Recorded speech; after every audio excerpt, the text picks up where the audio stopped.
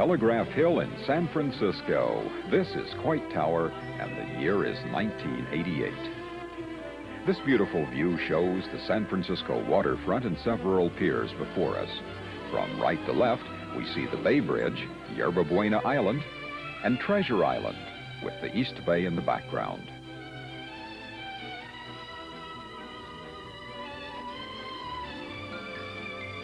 A close-up of Treasure Island shows many low buildings, trees, and little else. Treasure Island now is a U.S. naval base and has been since 1941. If you're able to go on the island and drive halfway down the western side and turn east, you'll find a circle in the road you must drive around. Looking back from here, you have a beautiful view of San Francisco.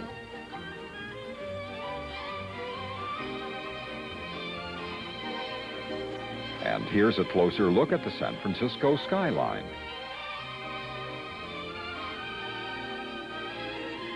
In the center of the circle behind a wire fence, we find the only remaining fountain from the 1939-40 World's Fair.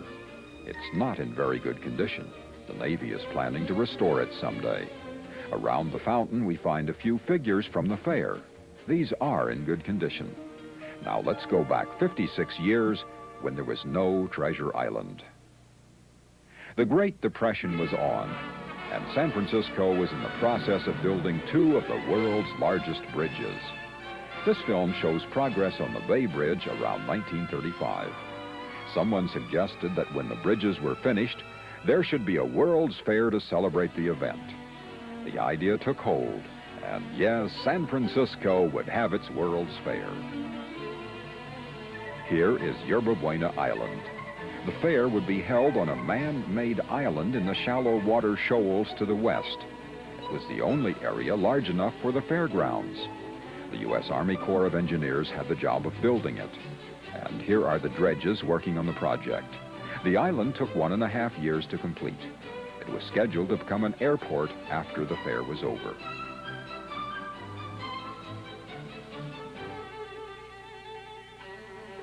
In the meantime, work on the Golden Gate Bridge was moving right along.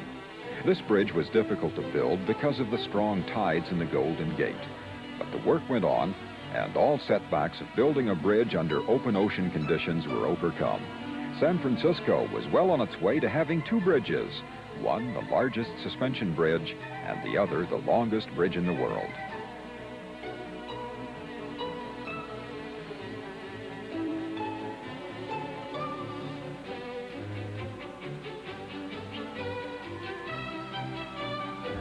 Back to the Bay Bridge as a ferry boat passes underneath. It has only a year left before the end of service. Work continued to get the bridge finished. Once the main cables were up, it was no time at all before the rest of the bridge was in place. The Oakland cantilever section was right in step with the San Francisco side.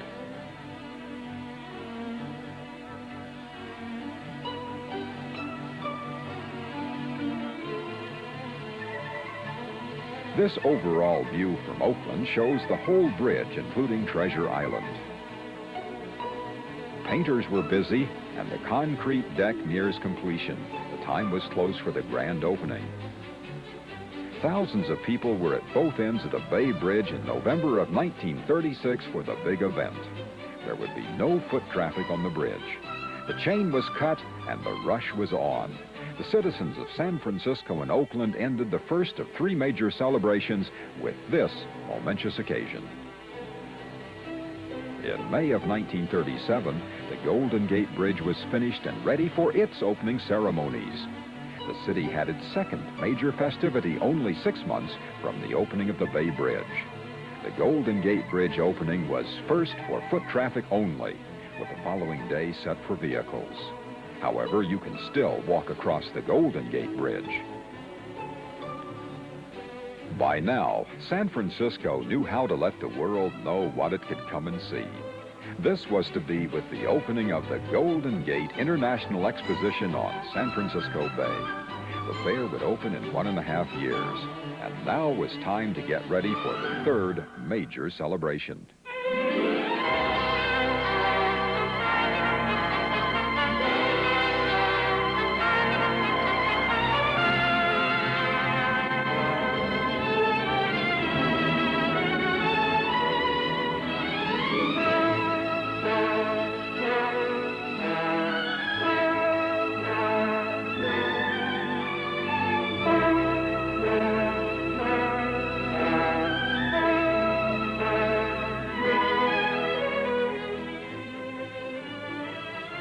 Coming around Yerba Buena Island on a ferry boat, the first view of Treasure Island takes our breath away.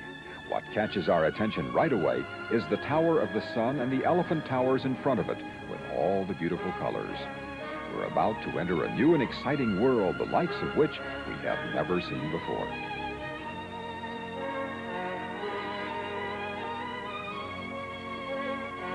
Whether you came to the fair via the ferry boats or by car, it was something to look forward to. The ferry boat ride cost 10 cents. An adult 50 admission book cost $10, tax-free. When arriving by car, you first drove past the Magic Carpet, which was a 25-acre display of flowers.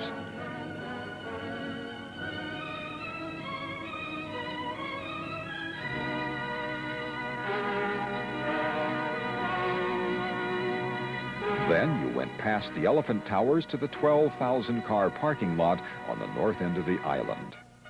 A very distinctive Oriental influence shows in the design of the elephant towers.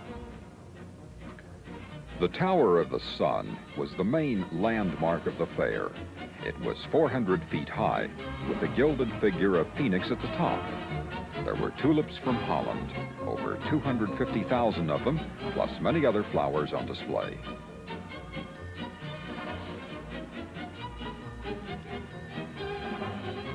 From the Court of the Moon, we have this southern view past one of the many fountains. From the Court of Pacifica, a northern view. From the Court of Reflections to the east.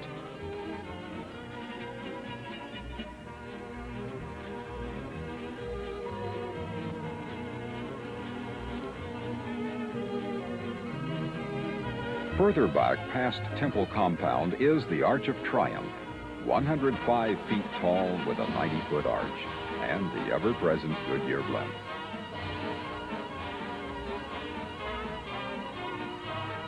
So you'll have a better feeling for the fair layout, we have our program map, and we'll describe the points of interest.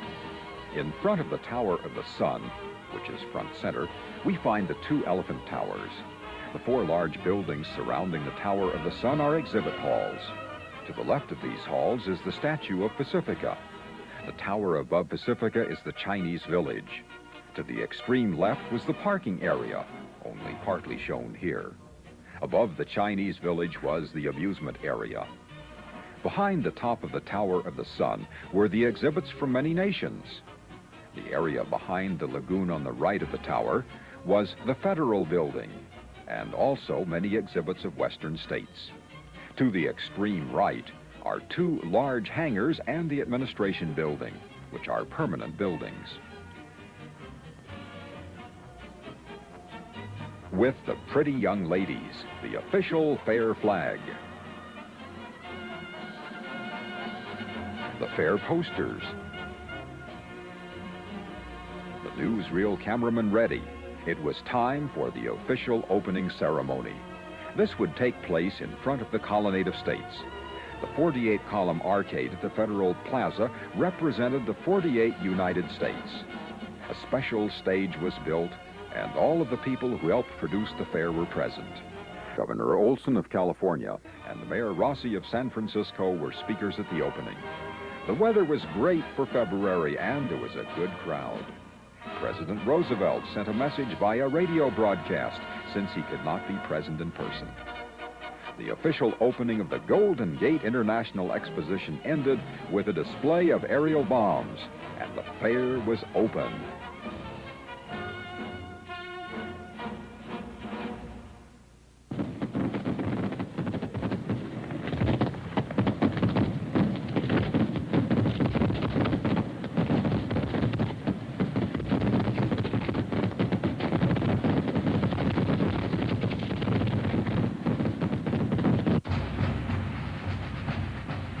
Parade is a great way to start any event, and the Boy Scouts of America are a great way to start any parade.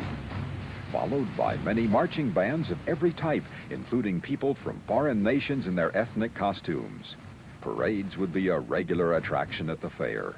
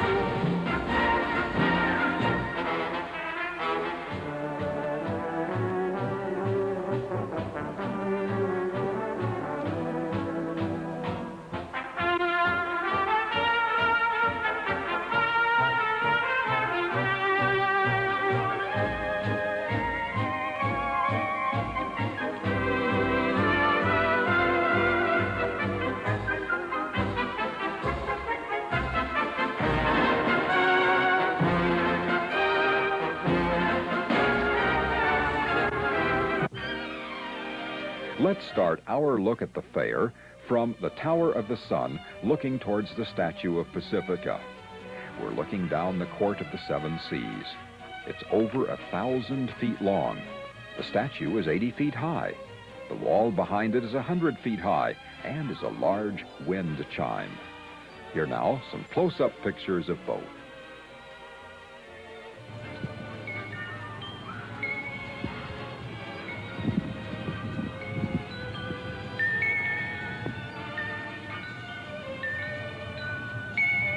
Here are some glimpses of flowers, fountains, figures, and buildings. Everywhere you turned, there was a new sight to see.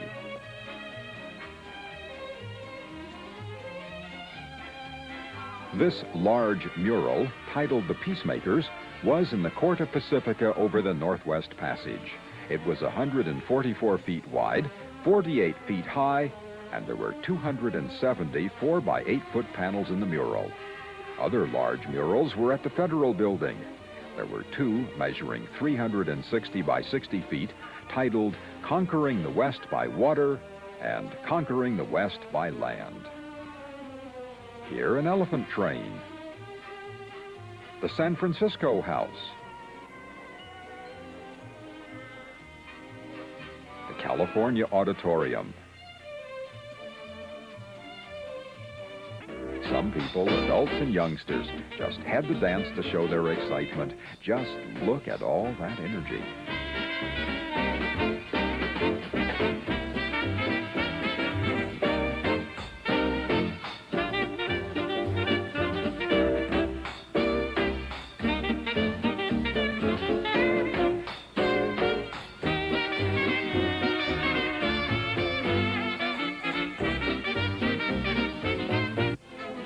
Entertainment going on all the time. Here, a trapeze act.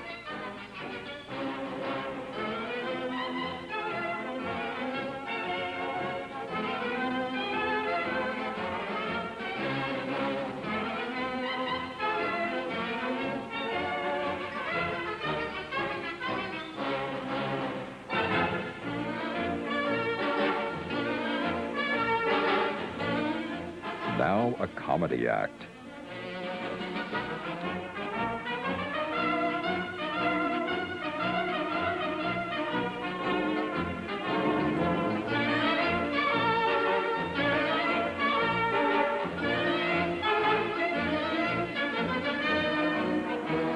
That's a well-trained mule.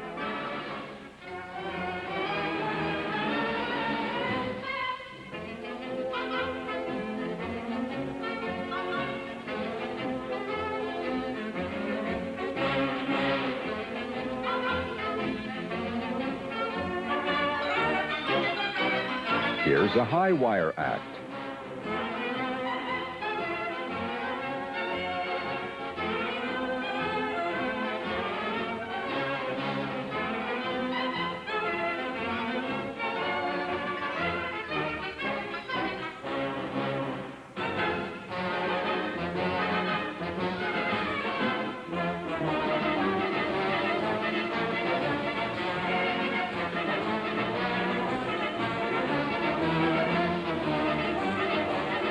Here, an animal act.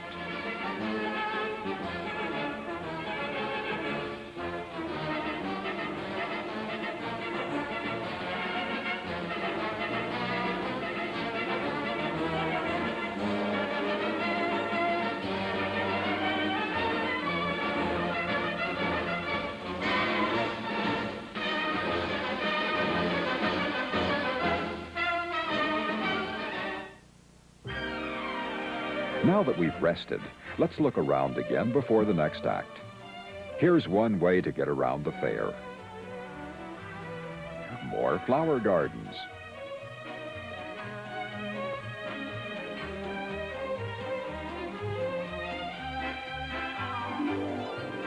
On the southern end of the island is Treasure Garden.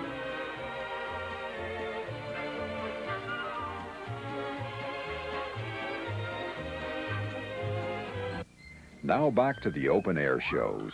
We see here the High Trapeze Act performed under great difficulty because of the wind. The island was exposed to westerlies from the Pacific. And on the ground, windbreaks were provided, but not up there in the air.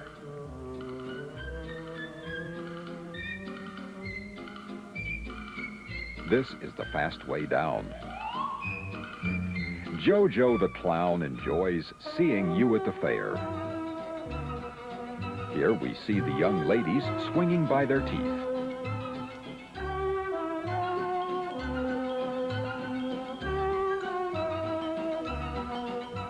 Now 2 ladies are holding the weight of 4 swinging under them.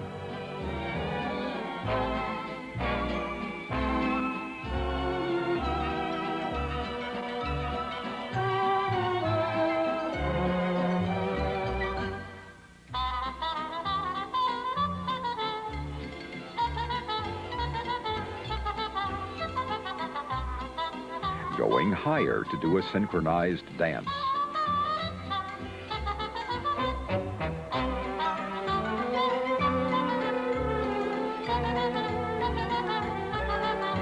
Then going to the very top to finish the act. I hope no one drops a baton.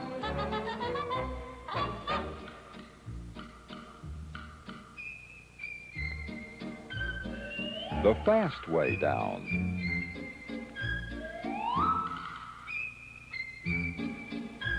This man on the swinging pole must work with a strong grip.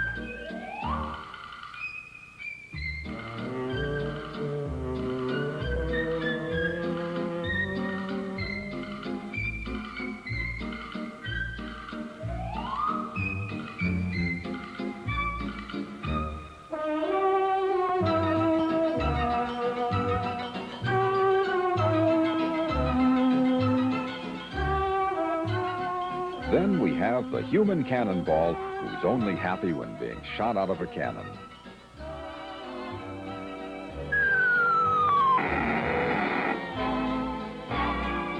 Now let's see some of the buildings from other countries. This is the Chinese village constructed by the Bay Area Chinese community because the Chinese government could not afford to participate after its war with Japan. This was a very popular attraction. In authentic costume, we see a Chinese gentleman explaining to a visitor what he'll miss if he doesn't go in.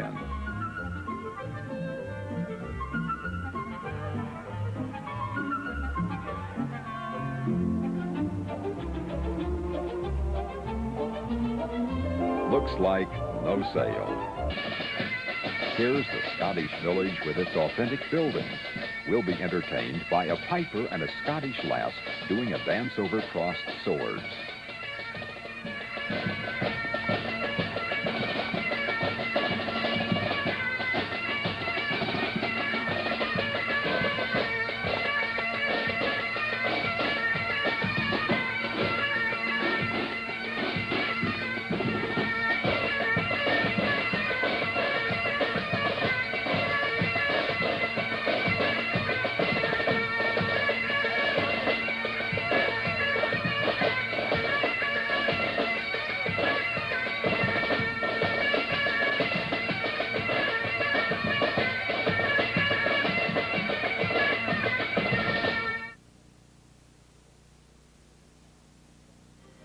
Ducks made the village scene more realistic.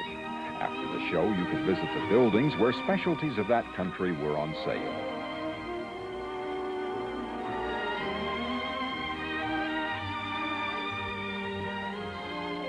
The California Trails building has the appearance of one of California's old missions.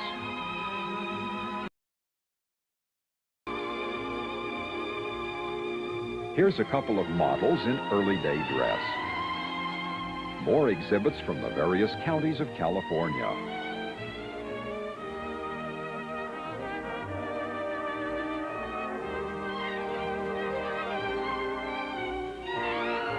Redwood Empire.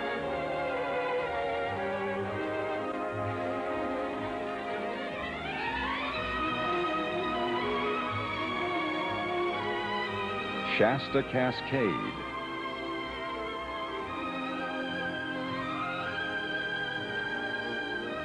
The Alaska Building.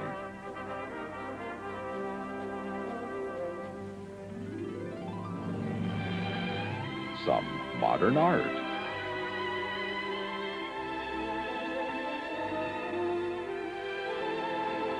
Pacific House.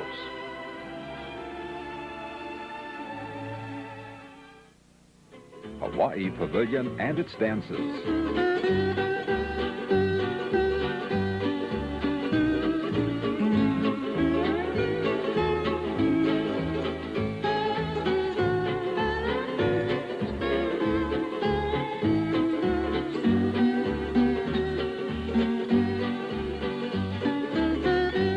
New Zealand Pavilion.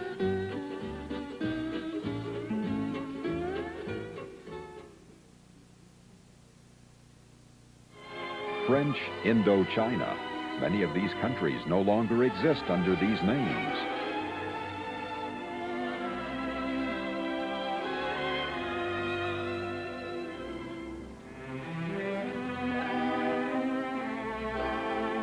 The Australian Pavilion.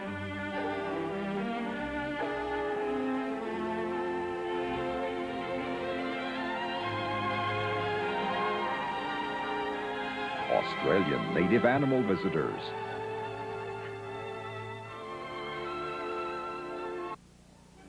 The Philippine Pavilion with its grand bandstand, featuring the 110-piece Philippine Constabulary Band.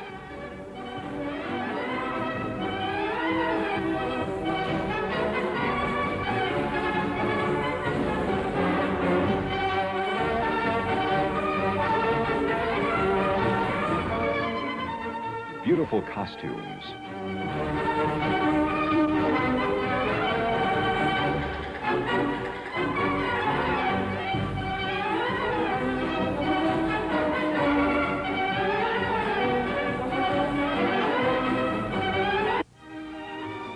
Now, a little sightseeing, more flowers and crowds of people.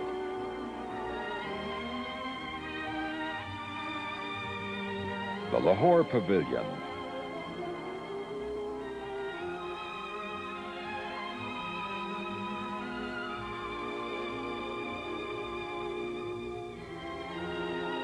The Netherlands Indies Pavilion. These all featured items representative of their country.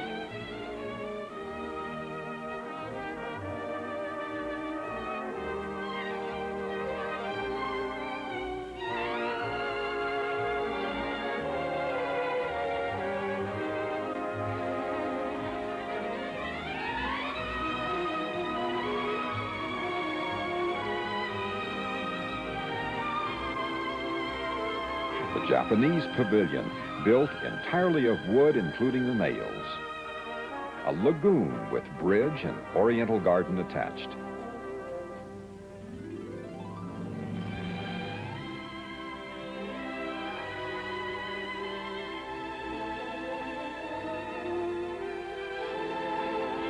Lovely ladies in native dress to complete the picture.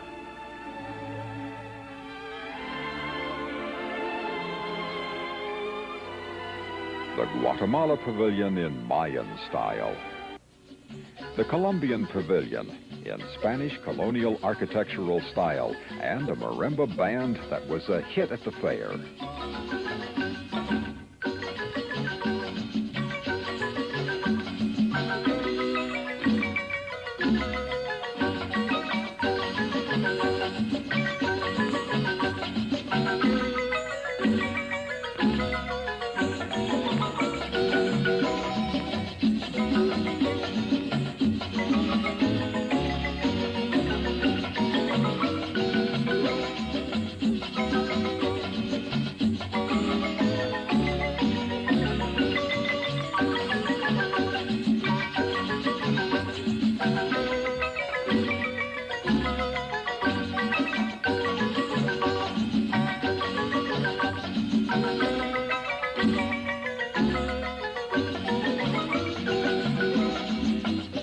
Ecuadorian Pavilion, showing old Indian gold and silver.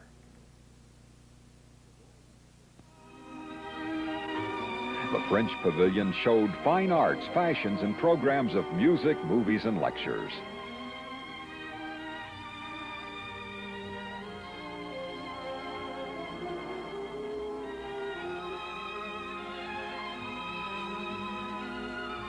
The Argentine Pavilion, exhibiting industrial, artistic, and tourist features.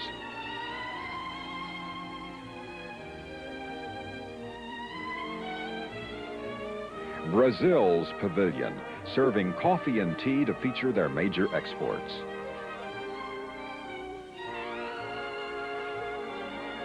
The Italian building, its pavilion and 115-foot tower were built of fine Italian marble.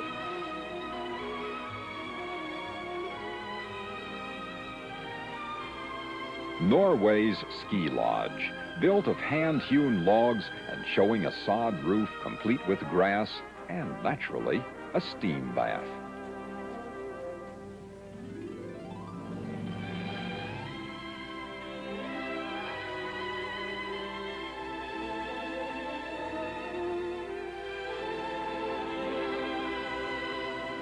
The Ghirardelli Chocolate Company building.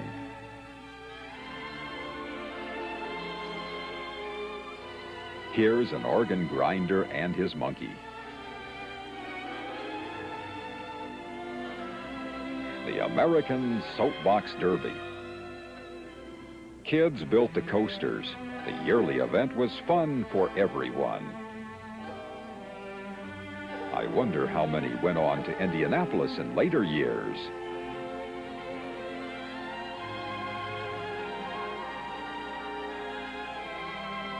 The one on the right ran out of gas, I guess.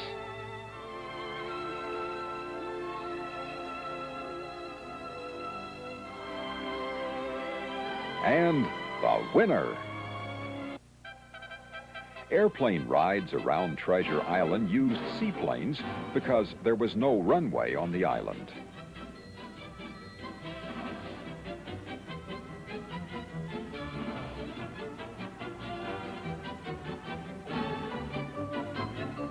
This was a spectacular ride.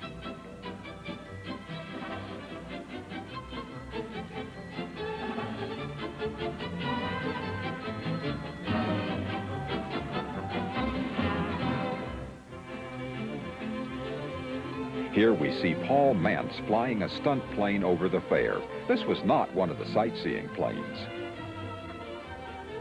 Aerobatic flights were a regular feature at all fairs. Today we have the Blue Angels and the Thunderbirds. The seaplane returns. Everyone had a great time.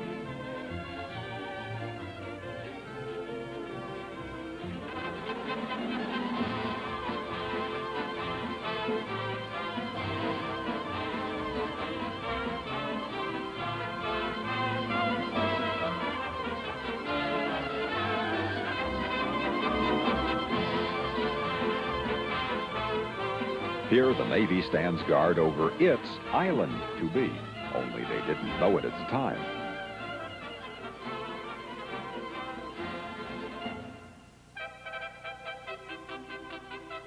Can you believe a real ski jump with snow at the fair?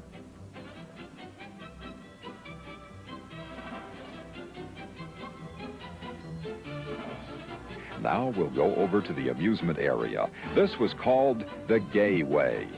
Today, probably, it would have been named something different. Looking down the avenue showed all the usual types of shows and rides. As we'll see, it was a barker's heaven.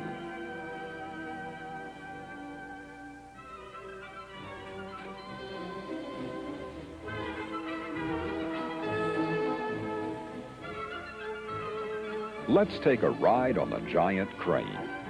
Other than the seaplane ride, nothing else at the fair took you high enough to look down on the exposition. Of course, you had to have real courage just to get in the cage. But once underway, it was a thrilling ride when you only had your stomach to worry about.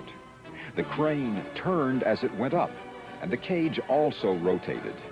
You really had a sweeping view of everything.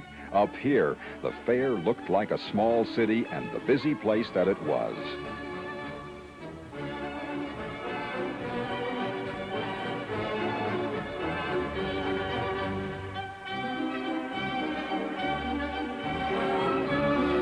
A view of the Bay Bridge in San Francisco was great.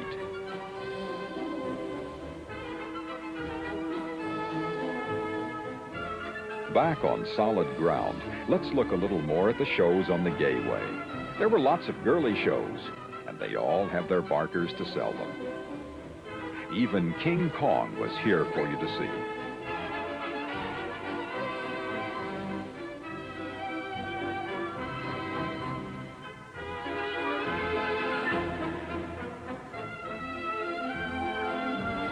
Here's another animal show. Try your own hand at photographing the models. More girly shows with their hard-working barkers.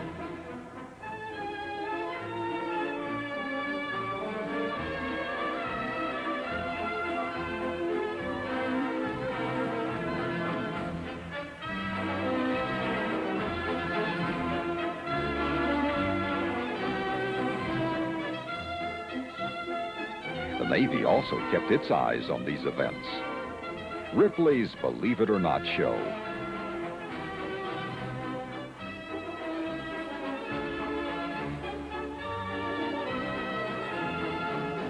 The Chinese sword box. This young lady would be enclosed in the box, and all the swords would be passed through the box. Yet she came out in one piece with no holes.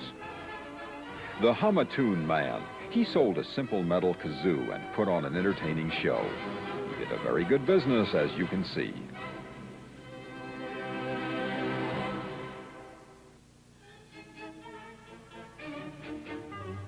Navy Day at the fair found lots of sailors on the Lake of the Nations having a race in the swan boats. Talk about the mailman taking a hike on his day off. The sailor on the extreme left looks seasick.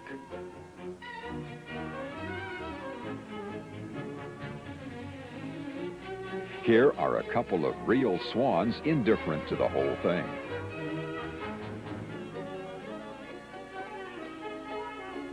The giant National Cash Register showed the daily attendance for that day.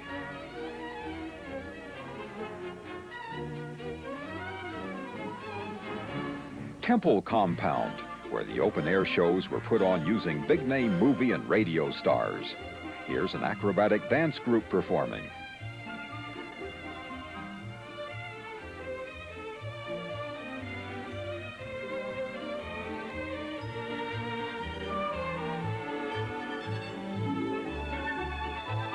The Jack Benny Show with Phil Harris and Mary Livingston was a big hit.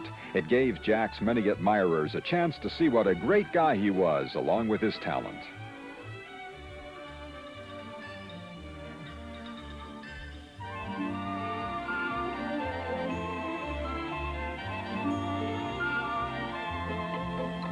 There was a full house.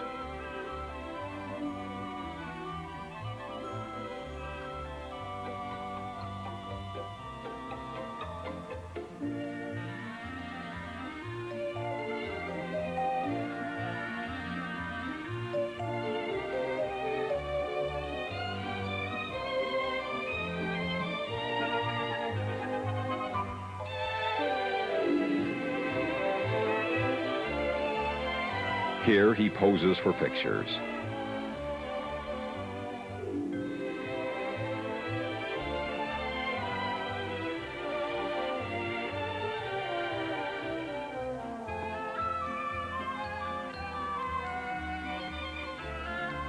Ted Lewis puts on his show. Is everybody happy?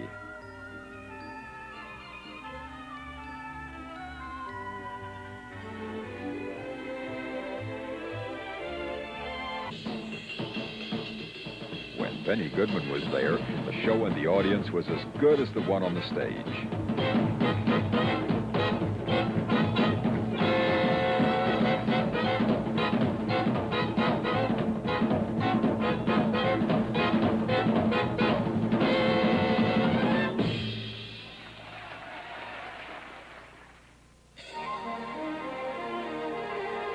You can see the number of people who came to see the shows.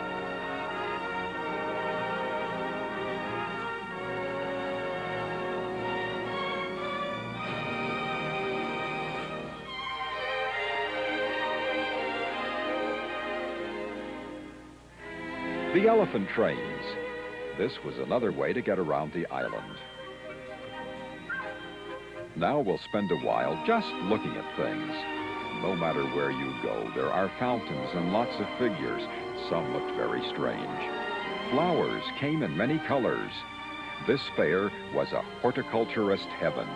To give you an idea of the scope of the effort, there were 800,000 annuals, 400,000 perennials, 250,000 tulips, 20,000 iris, 20,000 tuberous begonias, 10,000 hyacinths, and thousands of other varieties. Flowers were removed once they started to fade. Whole beds would be changed overnight. Seasonal blooms were changed up to 4 times during the 40 weeks of the fair. We'll also note there were 40,000 shrubs and 4,000 trees planted, some weighing up to 40 tons. The theme of the fair was Pageant of the Pacific, and the colors used on the buildings were in 19 hues called Colors of the Pacific Shores, which blended well with the flowers and enhanced them. Many palm trees were used, mainly on the Concourse Way from Yerba Buena Island and along the western side of the fair. The Persian prayer rug, or magic carpet at the fair entrance, had over 1 million separate cuttings in its 25-acre spread. We could go on for a while, but by now you have a pretty good feeling for the massive job done by the Department of Horticulture. It was magnificent. Looking at the flowers seemed soothing, a feeling of peacefulness.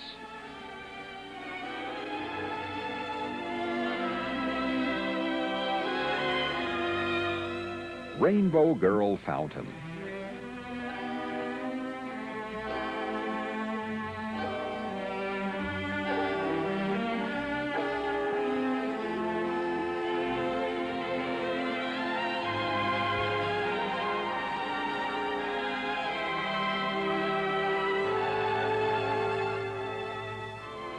Twins' Day at the fair found the very young sitting in the flower beds.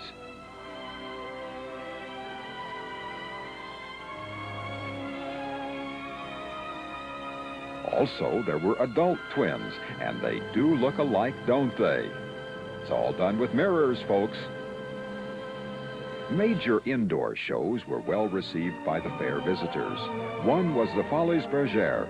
This show had many tall, beautiful ladies from France dressed in lavish costumes and in various stages of undress, but all in good taste. With smiles like that, it had to be great.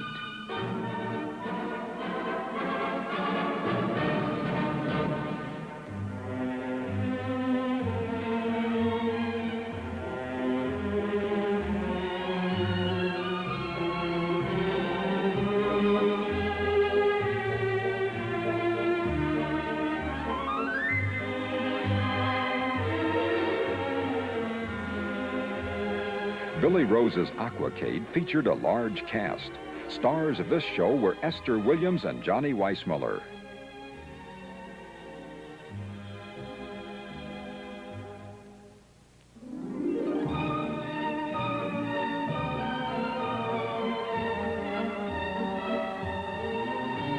The synchronized swimming took place in a pool 200 feet by 60 feet. The show had 2 casts, the wet one for the swimming acts and a dry one for the on-stage dancing numbers.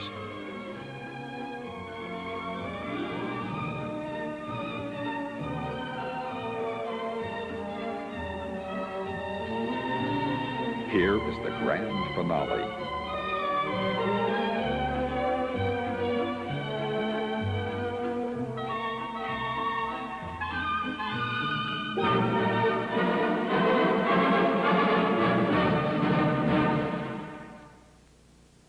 Let's go to the Court of Pacifica and the show Cavalcade of the Golden West, a real epic. Here we find Zoe Del Lantis and Art Linkletter. He helped produce the show, and she was a theme girl of the exposition. Cavalcade was the story of settling of the West, starting with the fur traders, the 49ers, the pioneers, the covered wagons, military conflicts between Americans and the Spanish, the Pony Express, the stagecoaches, the railroad's Golden Spike event, cattle drives, cable cars, and the charge of the cavalry. All of this was played on an open stage behind the Statue of Pacifica. This stage was 450 feet wide and 150 feet deep, featuring a water curtain. The story was played out by a cast of 500 with 2 steam trains, lots of horses, cattle, and flags. It was a spectacular extravaganza.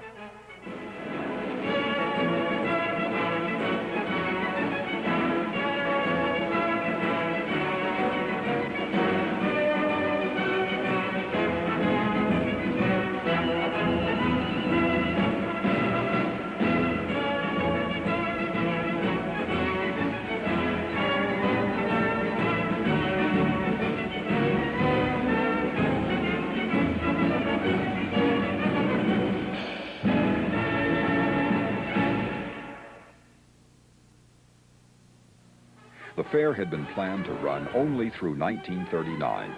But with the war in Europe underway, a last-minute decision opened the fair for one more year, but only for 19 weeks. The fair started up again with an energetic parade.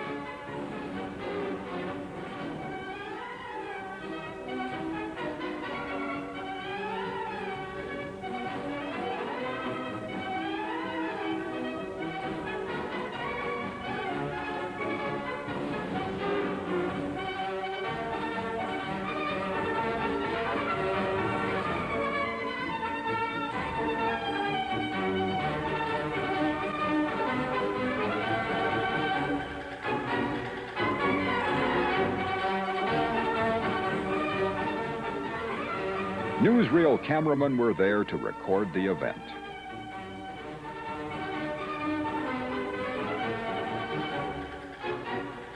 Young ladies who were winners of contests were there, and the dignitaries always necessary for official affairs were present.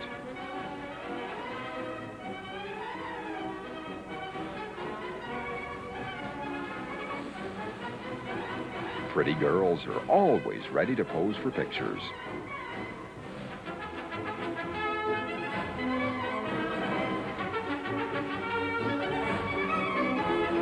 The new fair flag went up, and the fair was open.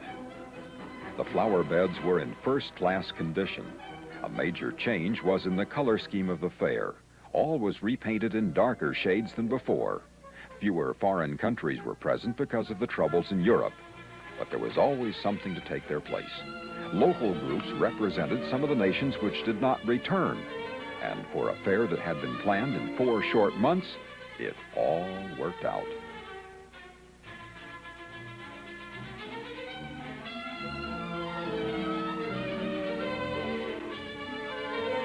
Walking around showed all the regular attractions were still there and the weather was still nice. The fountains were operating in all their glory. Large exhibit halls were around the Tower of the Sun, 900 feet long and 200 feet wide, with clear span roofs 68 feet high. They housed many displays of large American companies such as the railroads, motor car builders, refreshment companies, electrical and appliance makers, totaling more than 200 exhibitors. These exhibit halls were equivalent to 3 football fields in length and had 1 million square feet of floor space for exhibits. You might be interested to know that Treasure Island itself is over 1 mile long and 4/5 of a mile wide, equal to 400 acres. For comparison, Disneyland is only 160 acres. Cry your heart out, Los Angeles.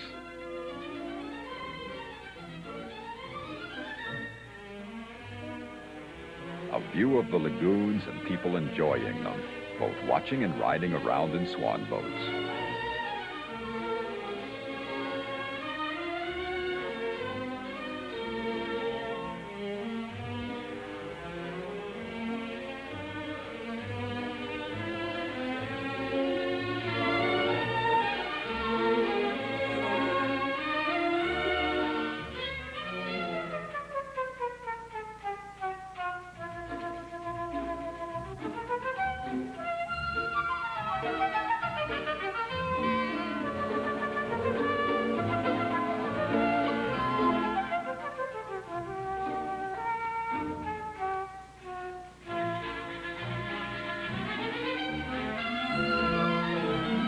This figure was at the temple compound.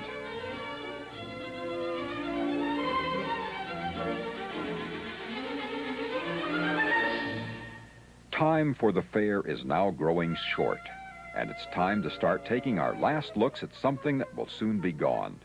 If the last 50 years prove anything, there will never be another fair as beautiful again.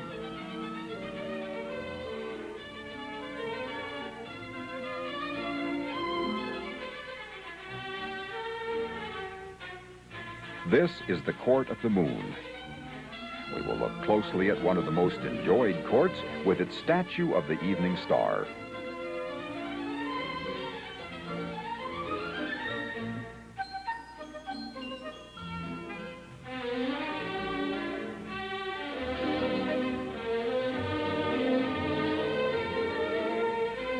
Continuing our walk of memories, we pass between the large exhibit halls. It's hard to believe that all these huge buildings soon will be torn down. All the flower beds and fountains will be removed forever.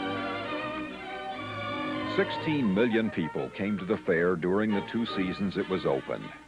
They came and saw it all and told their kids and grandchildren about it. Maybe this film will fill a void where pictures and books fell short.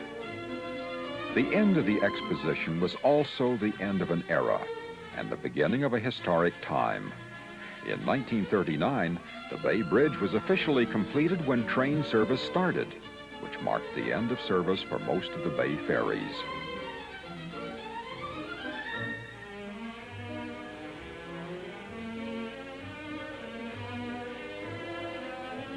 Yes, they even had a hall for flowers. This was where they put on flower shows.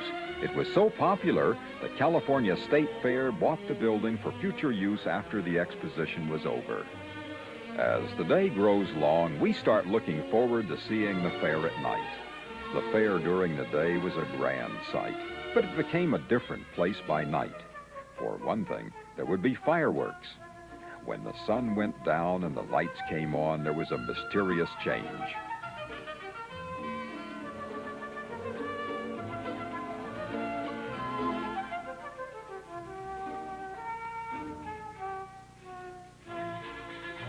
Here is one of many figureheads used on the exhibit buildings. Although we tried to see as much as we could on our last day, there was just too much. Days at the fair were a joyous memory forever. Looking at Treasure Island, the Magic City from San Francisco at night was a sight never to be forgotten. The lighting was state-of-the-art, using 10,000 floodlights and numerous high-intensity spotlights. All the lighting on the island was indirect, so it painted everything in beautiful colors without the lights being visible.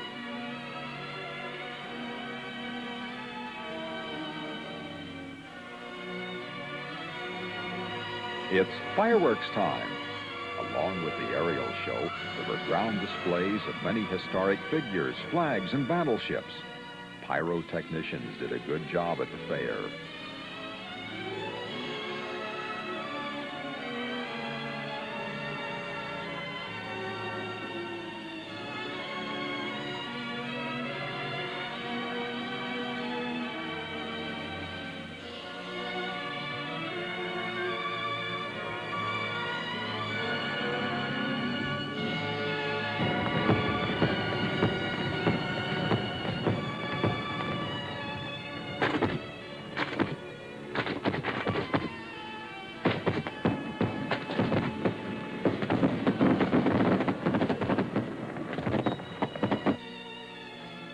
Everyone went to the amusement park after the fireworks.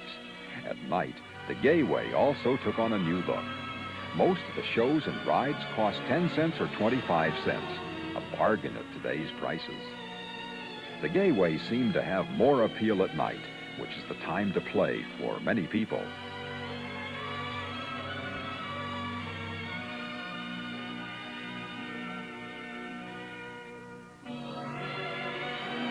Going around and looking at the sights of all the buildings and figures and fountains was pleasant. The pathway lights were unique.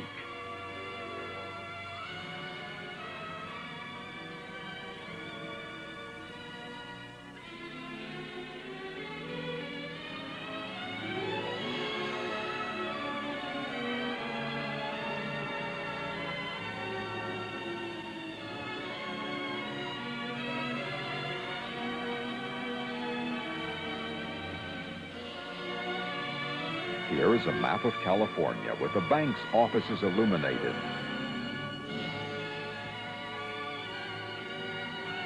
Here is Temple Compound.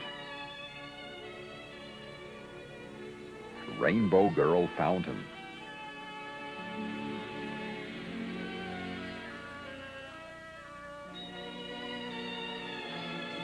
On the left, the Arch of Triumph and the Tower of the Sun.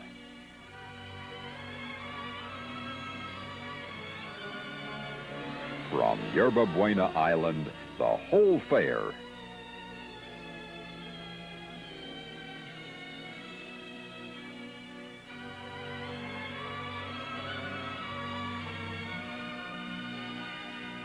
Pacifica with the changing lights behind her.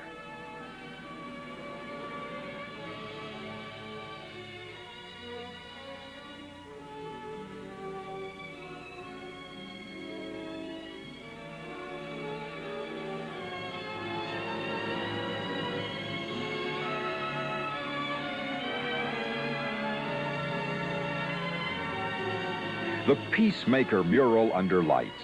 This shows the bas-relief quite well.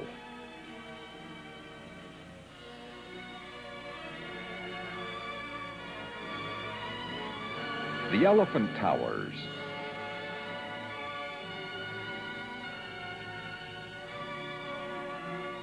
The lights went out for the final time on September 29th of 1940. The fair was over. The magic ended.